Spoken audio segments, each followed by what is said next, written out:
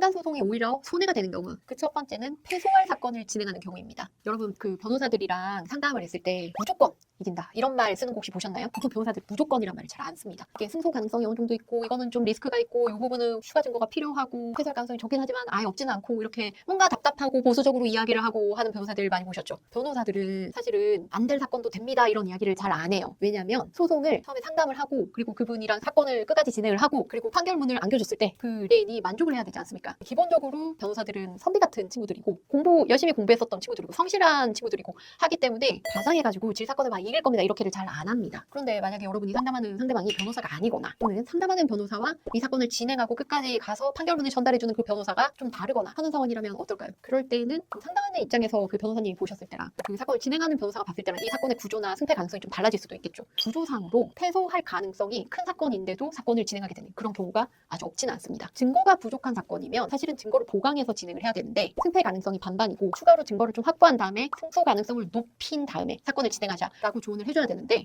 이것도 이 정도면 충분히 가능합니다. 이렇게 진행이 되는 경우가 아주 없지는 않아요. 물론 증거가 얼마 없는 상황에서 진행을 했는데 우리한테 호의적인 판사님을 만나서 재판장이 우리한테 승소를 판결해줬다라는 사건이 없지는 않거든요. 그렇기 때문에 더더군다나 이 사건을 진행하기 전에 수임하는 단계에서 그런 가능성 저런 가능성에 대해서 다 들어야 되는데 이런 설명을 충분히 듣지 못하고 섣불리 사건을 진행하는 경우 우리가 확보해야 될 증거를 다 수집하지 못하였는데 진행하게 됨으로써 아니 승소할 줄 알았는데 패소가 되어버렸네 하는 사건들이 없지 않습니다. 상간 사건에서 이런 경우는 어떤 경우일까요? 상간 사건은 기본적으로 상간자가 누군지 특정을 할 만한 어떤 자료가 있어야 되고 이름과 전화번호를 안다든지 은행 계좌번호를 안다든지 차량 번호를 안다든지 피고를 특정할 만한 어떤 내용이 있어야 되고 거기다 불륜 사실 자체에 관한 증거 또 하나 중요한 거 내 배우자가 유부녀 또는 유부남임을 상대방이 알고 있습니다 라는 점에 대한 증거 이렇게 세 가지가 갖춰져야지 진행이 가능한데 이게 어느 정도 갖춰지지 않았는데 예를 들면은 부정행위가 있었지만 배우자는 상대방과 헤어졌고 그런 지 1년이 지났다 인 상황이다 라고 하면은 자 첫 번째 부정행위에 관한 추가 증거 수집할 수 있습니까? 수집하지 못하죠. 그럼 지금까지 모은 자료로 상간 사실을 인정받을 수 있는지 이걸 검토해야 되는 거고 그리고 두 번째 상대방이 내 배우자가 유부남인지 유부녀인지 알고 있습니다. 요 증거 요것도 이제 수집할 수 있을까 이거에 문제가 있는 거거든요. 그렇다면 지금 이 사건은 지금 바로 소송을 했을 때 상대방이 죄송합니다. 내가 부정행위 자체 인정하고요. 내가 상대방 유부남인 거 유부녀인 것도 알고 있었습니다. 라고 자백해주지 않는 한은 패소의 가능성이 있는 사건입니다. 그럼에도 불구하고 전후 사정상 요거는 인정이 되겠다라는 경우도 있고 그렇게 판결을 해주는 경우도 있긴 합니다. 하지만